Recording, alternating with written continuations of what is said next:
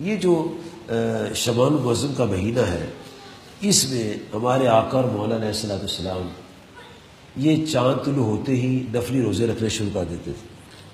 اور ام المومنین سیدہ عائشہ صدیقہ طیبہ طاہرہ رضی اللہ عنہا فرماتی ہیں ہمارے لیے یہ موقع ہوتا تھا کہ ہم اپنے وہ روزے جو رہ گئے ہوتے تھے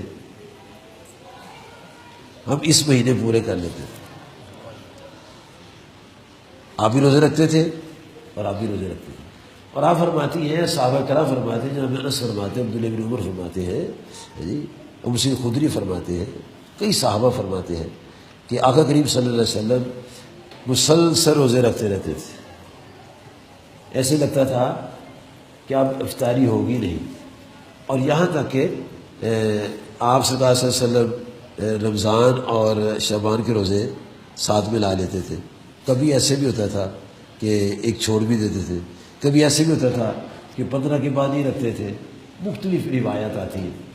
تو اس شعبان المعظم کے مہینہ میں اللہ تبارک و تعالیٰ کے نبی صلی اللہ علیہ وسلم بہت نفلی عبادت کرتے تھے.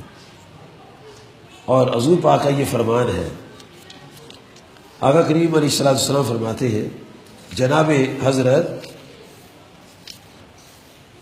انس رضی اللہ عنہ سے یہ مروی حدیث شریف ہے. مجمع زوائد میں، مسند احمد در منصور میں، مشکات میں، کنز المال وغیرہ میں حدیث شریف آتی ہے کہ آقا کریم صلی اللہ علیہ وسلم دعا فرماتے تھے جب رجب المرجب کا مہینہ داخل ہوتا تھا، اللہم بارک لنا فی رجب و شعبان، یا اللہ ہمارے لیے رجب المرجب میں اور شعبان المعظم میں برکت عطا فرما. یہ آپ دعا فرماتے تھے. وبلغنا رمضان، اور یا اللہ میں رمضان تک پہنچا. یہ آپ سرکار صلی اللہ علیہ وسلم دعا فرماتے تھے ہماری بہتری کے لیے. آپ کو اپنا پتہ تھا کہ میں نے کب دنیا سے جانا ہے، لیکن یہ تعلیم ہمارے لیے، تعلیم ہمارے لیے کہ ہم غافل نہ ہوں. ہمیں کیا پتہ مجھے کب جانا ہے. پل پل میں یہ خطرہ ہوتا ہے شاید یہ آخری دن ہے، لیکن آپ صلی اللہ علیہ وسلم کو پوری طرح علم تھا کہ آپ نے کب جانا ہے. بلکہ آپ صلی اللہ علیہ وسلم کو یہ بھی پتا تھا کس نے کب جانا ہے. صحابہ کرام کا پتہ تھا، شہادت کا پتہ تھا، وفات کا پتہ تھا، اپنے نواسوں کی شہادت کا پتہ تھا، جناب علی کرم اللہ وجہ کی شہادت کا پتہ تھا، اور اپنی ازواج کی وفات کا پتہ تھا کہ سب سے پہلے کون فوت ہوگی. اور اپنی آخری چوتھی بیٹی جو تھی آپ کی، 3 بیٹیوں کے علاوہ بی بی زینب، بی بی رقیہ، بی بی ام کلثوم رضی اللہ عنہا، یہ آپ کی ظاہر زمانے آپ بھی مثال کر گئی تھی. لیکن ایک بیٹی آپ کی خاتون جنت سیدہ فاطمہ رضی اللہ عنہا، یہ آپ سرکار صلی اللہ علیہ وسلم کے ظاہر زمانہ حیات تک تھی. اور آپ نے آپ کے کان مبارک میں بشارت دی تھی کہ آپ سب سے پہلے میرے ساتھ آ کے ملیں گے. وہ 6 ماہ کے بعد مثال کر گئی تھی.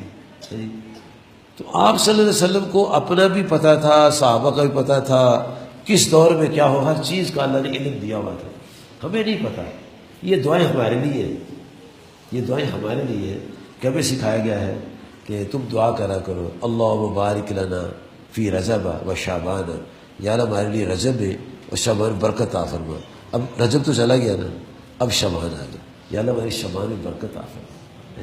اور پھر یہ ساتھ دعا، بلغنا رمضان، یا اللہ ہمیں رمضان میں پہنچا دے. یہ ہم نے دعا کرنی ہے اس لیے کہ اللہ ہمیں زندگی عطا فرمائے اور ہم یہ عظیم مہینہ پائیں جسے ماہ رمضان مبارک کہتے ہیں.